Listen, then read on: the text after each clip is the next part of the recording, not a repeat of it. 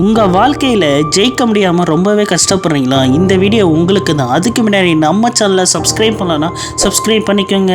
அப்படியே இந்த வீடியோ ஃபுல்லாக பாருங்கள். அப்போ தான் என்ன சொல்ல வரேன்னு உங்களுக்கு தெரியும். இந்த வீடியோ உங்களுக்கு ஒரு மோட்டிவேஷனாக இருக்கும். இது ஒரு குட்டி ஸ்டோரி தான். வாங்க பார்க்கலாமா?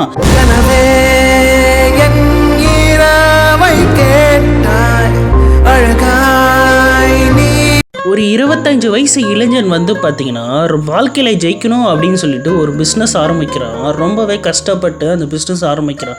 அந்த பிஸ்னஸ் பார்த்தீங்கன்னா ஒரு 6 மாதம் நல்லா போயிட்டே இருந்துச்சு. அப்போ 6 மாதம் கழித்து பார்த்தீங்கன்னா அந்த பிஸ்னஸ் ரொம்பவே லாஸில் போயிடுச்சு. இதனால் நடு ரோட்டுக்கே வந்துடான். நடு ரோட்டில் வந்தனால அவனுக்கு என்ன பண்ணுறதுனே தெரியல, என்னமே புரியல. ரொம்பவே மனவேதனையோடு போயிட்டே இருக்கான். அப்போ தான் அந்த இளைஞன் எதிரில் ஒரு குப்பை தொட்டியை பார்க்குறான். அந்த குப்பை தொட்டியை பார்க்கும்போது ஒரு நபர் அந்த குப்பை தொட்டியில் போயிட்டுருக்காரு.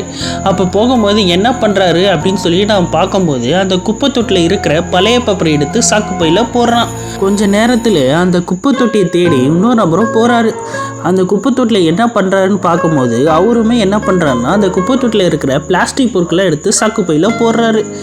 இதெல்லாம் பார்த்து அந்த இளைஞன் இப்படி போய்ட்டு நம்ம பிஸ்னஸில் இப்படி தோல்வி அடைஞ்சிட்டோமே, நம்ம எப்படி வாழ போகிறோம் இந்த உலகத்தில் அப்படின்னு சொல்லிட்டு ரொம்பவே யோசிக்க ஆரம்பித்தான்.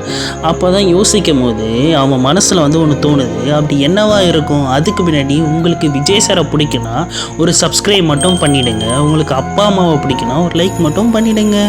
அந்த இளைஞன் என்ன யோசிச்சார்னா, ஒரு சிறிய குப்பை தொட்டியில் இத்தனை பேர் பிழைத்து வாழ்கிறாங்களே, ஏன் நம்ம இந்த உலகத்தில் பிழைத்து வாழ முடியாதா அப்படின்னு சொல்லிட்டு அவனோட மனதை திருத்தி கொண்டு இனிமேல் நம்மளுக்கு தோல்வியே கிடையாது, இனி வரும் காலங்களில் நம்ம பொற்காலமே மிகப்பெரிய வெற்றியை பெற போகிறோம் அப்படின்னு சொல்லிட்டு மோட்டிவேஷனோட திரும்ப அந்த பிஸ்னஸை போய் ஆரம்பித்தார்.